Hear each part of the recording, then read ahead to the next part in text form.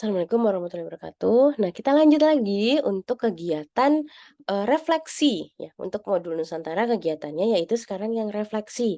Nah, di sini kita akan melakukan refleksi diri dengan, metode Graham Gibbs. Nah, apa sih metode Graham Gibbs gitu ya.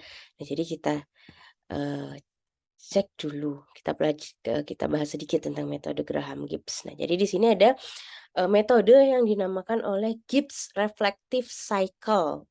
Nah, jadi di sini adalah metode refleksi untuk diri kita sendiri. Nah, jadi kita harus refleksi diri gitu ya. Kita harus mencintai diri kita sendiri, kita pasti tahu kesalahan kita dan tentunya itu, kita berusaha untuk memperbaiki itu. Nah, seperti itu. Nah, jadi itu adalah model salah satu, cara untuk mencintai diri kita sendiri, kita harus refleksi, kita harus merenung seperti itu, kita ini udah salah apa untuk diri kita sendiri, terus bagaimana sih cara kita mencintai diri kita sendiri, seperti itu. Nah, salah satunya kita menggunakan metode Gibbs Reflective Cycle. Nah, gimana itu caranya? Nah, jadi di sini di metode Gibbs ini, Graham Gibbs ini ada description, ada feelings, ada evaluation, ada analysis, ada conclusion, dan terakhir ada action plan. Nah, itu apa gitu ya. Nah, kalau description ini adalah itu, what happened, keep it relevant to the point necessary background information.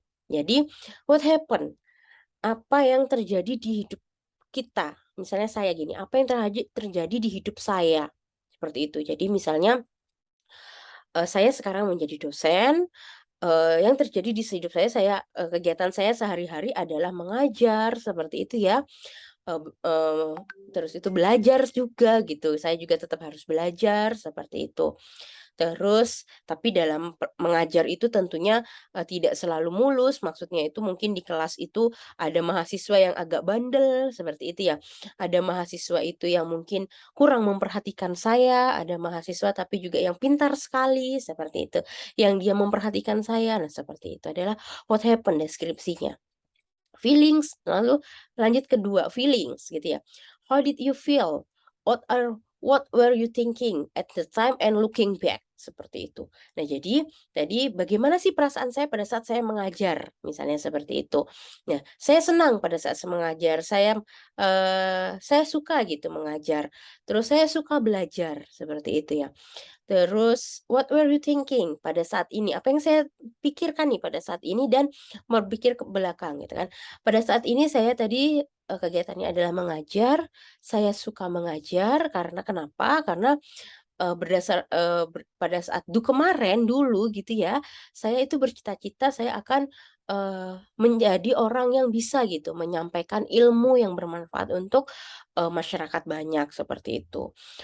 Baik itu ilmu sains saya gitu sesuai bidang ilmu ataupun ilmu sosialnya seperti itu. Karena kan kalau kita di kampus, di sekolah itu kita tidak hanya harus wajib bisa ilmu matematika, fisika kayak gitu, tapi kita juga harus, bisa meng-upgrade diri dari sisi sosial gitu ya. Misal berteman itu, terus perilaku kita harus lebih baik daripada yang kemarin. Nah, seperti itu. Evaluation. Nah, di sini how did things go? Good plus bad. Reaction from yourself and others involved. Nah, maksudnya, apa yang terjadi pada saat mengajar, pada saat saya belajar gitu ya. Baiknya apa, buruknya itu apa, seperti itu. Baiknya saya menambah ilmu pribadi untuk diri saya sendiri dan juga saya menyampaikan pelajaran untuk, adik-adik mahasiswa, untuk lingkungan gitu ya. Buruknya apa nih? Oh ada tapi buruknya. Buruknya adalah waktu saya untuk keluarga itu agak berkurang gitu ya.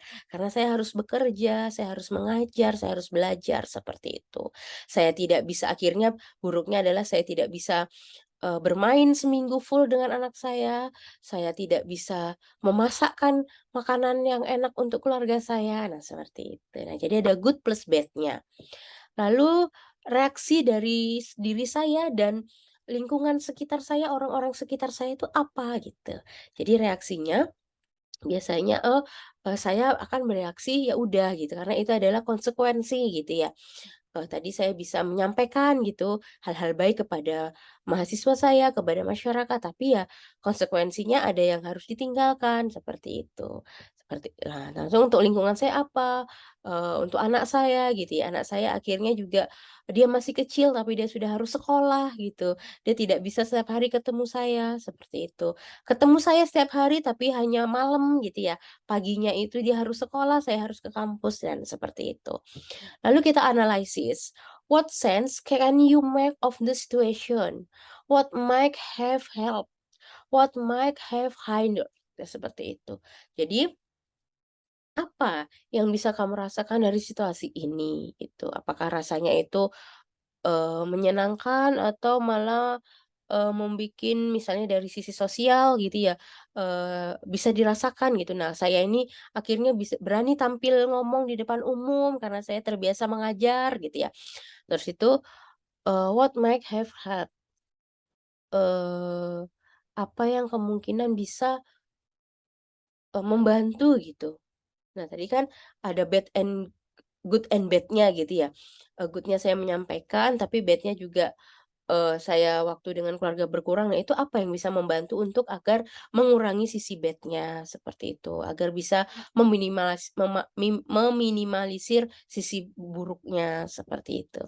Ini apa sih yang bisa membantu diri saya agar seimbang gitu. Nah, jadi misalnya, oke tadi, akhirnya nanti, saya tetap mengajar, tapi, eee, se eee, di tapi pada saat pulang dari kampus gitu ya, pada saat jam 4 itu saya pulang ke rumah, saya betul-betul tidak boleh buka laptop lagi. Saya harus bermain sama anak saya harus berbincang-bincang dengan suami saya, dengan keluarga saya, seperti itu. Nah, itu adalah, eee sisi untuk membantu saya tetap balance gitu antara kerja saya dan keluarga saya. Pada saat Sabtu Minggu, pada saat hari libur saya harus fokus ke keluarga saya, tidak lagi membuka laptop, tidak lagi membuka buku, misalnya seperti itu. Conclusion-nya, what else could you have done? What have you learned? And what can you change in future? Sebentar, maaf.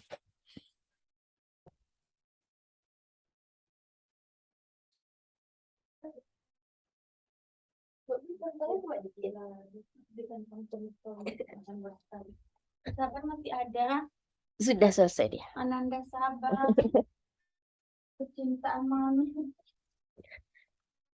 Nah, gitu. Jadi conclusion-nya apa?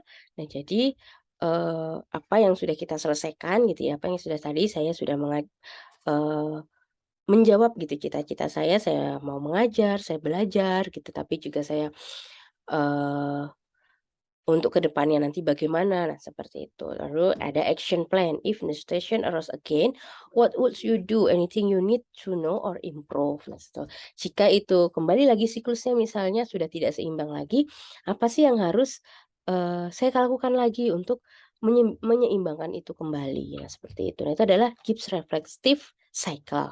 Nah jadi nanti teman-teman silahkan, selanjutnya itu akan mengklik Canva gitu ya, nanti link Canva yang dikirimkan. Nah, di situ nanti untuk mengerjakan, eee, metode ini.